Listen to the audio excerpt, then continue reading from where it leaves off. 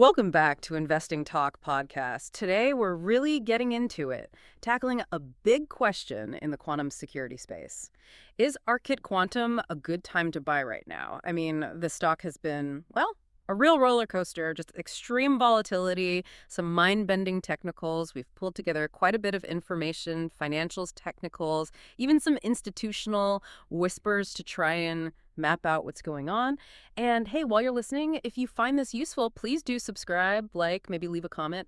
Actually, yeah, if there's a specific company you want us to look into next time, definitely drop the ticker symbol in the comments.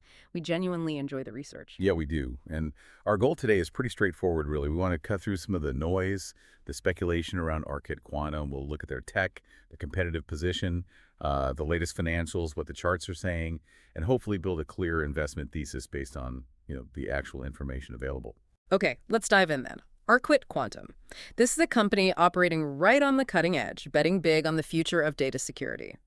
But it's a crowded field, technology. What's the specific thing that gives Arqit its edge? What makes them stand out? Well, the edge is potentially huge because they're tackling a threat that, while maybe still years off for its full impact, really needs solutions now.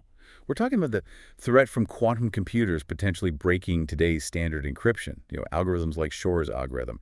What's interesting is how Arqit is addressing this right now with their own tech, specifically the quantum cloud platform. Quantum cloud, okay, sounds advanced. But what does it actually do for a customer? What's the service? It's basically a cybersecurity service delivering what they term unbreakable encryption keys.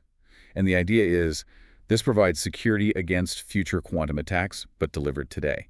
And critically, the sources emphasize how they deliver it, using both satellites and normal terrestrial networks. Ah, okay. So it's the next-gen encryption plus that dual delivery space and ground. That's the unique selling point. That's their position.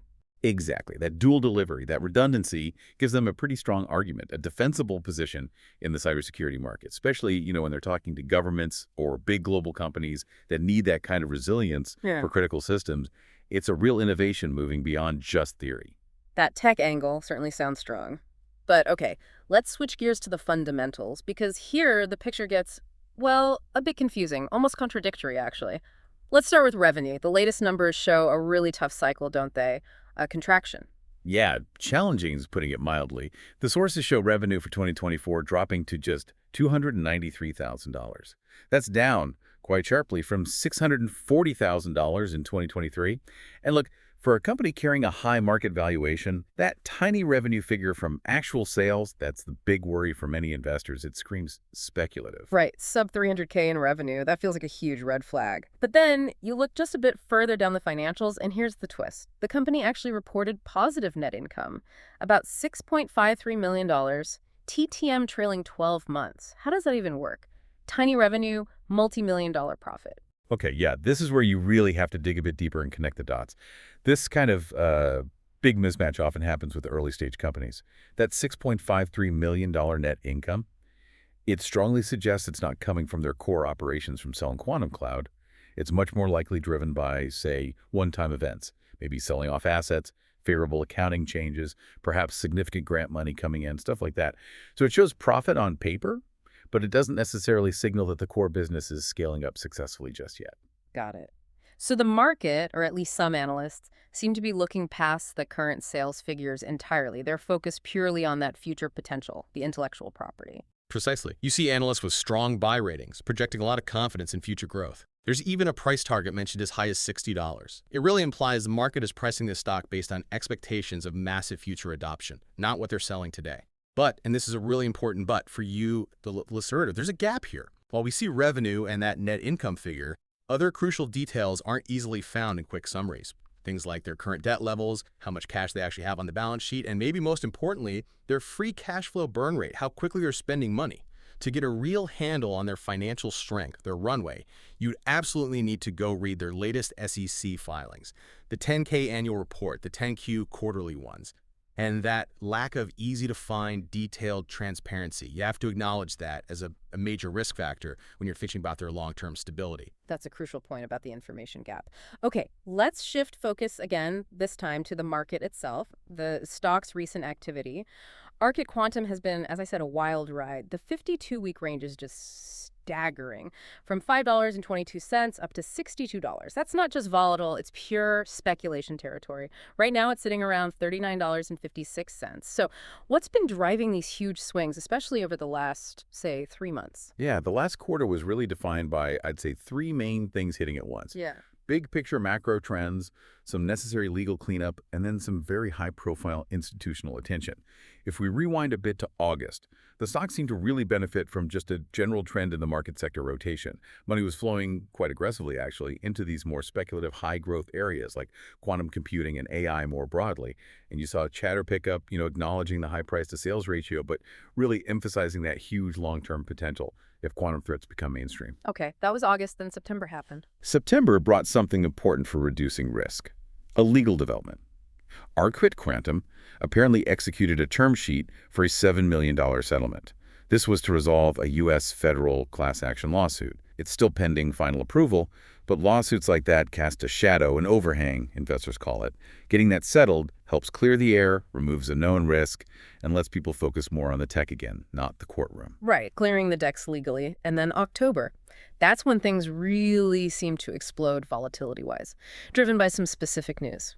Absolutely. October was all about JP Morgan.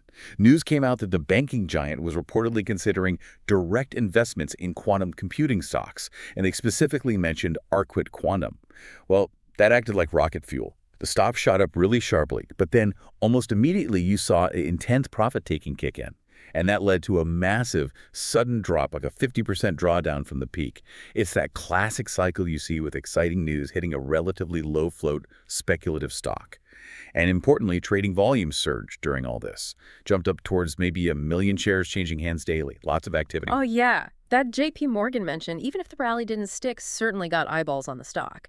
Okay, looking forward now, what's coming up in the next few months? Any specific opportunities or risks on the horizon that could really move the price again? Oh, yeah. The next 3 months look pretty packed with potentially significant events, mostly around getting more financial clarity and some structural market things. Probably the most critical date is in early December 2025.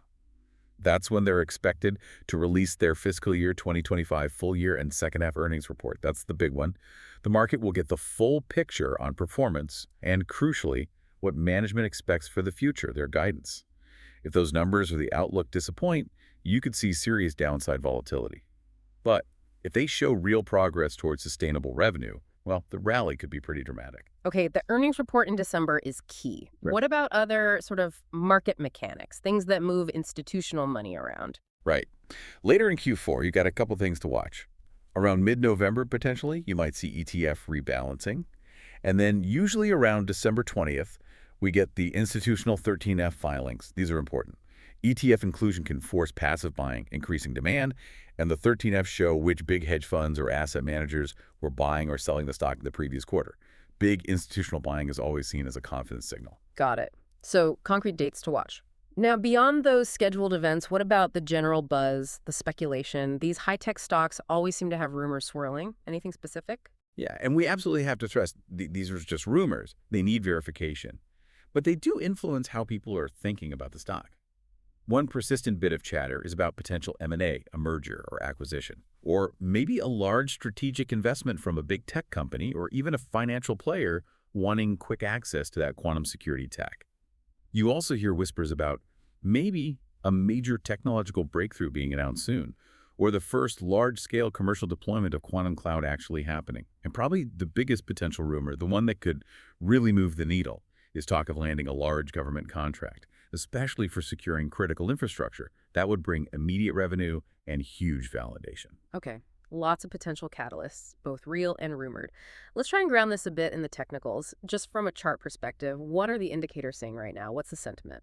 Well, the technical picture definitely confirms the high volatility we've been talking about. No surprise there. But interestingly, there is potential for an upward trend if those fundamentals we discussed, particularly the December earnings, provide support. One indicator that looks somewhat favorable for buyers right now is the RSI, the Relative Strength Index. Okay, the RSI, what's the number and why does it matter for someone considering this stock? The RSI is currently sitting around 34.67, and the RSI basically measures how fast and how much the price has changed recently. Readings below 30 usually suggest a stock might be oversold. Readings above 70 suggest overbought. So at 34.67, it's definitely not overbought. It's actually near the lower end of the neutral zone. This suggests that the recent price momentum hasn't run away to the upside, and that big 50% drop might have actually reset things, technically speaking.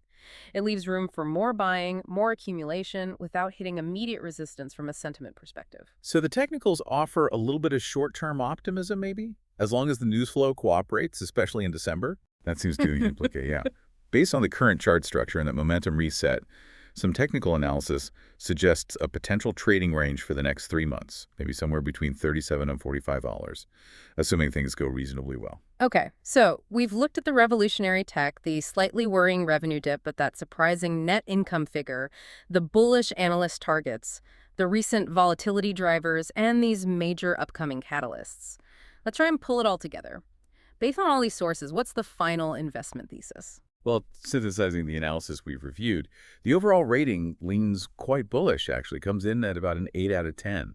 And the reasoning really hinges on that strong competitive position from the quantum cloud platform, specifically that unique dual delivery system, combined with the very high upside potential that analysts are projecting based on future adoption of post-quantum security.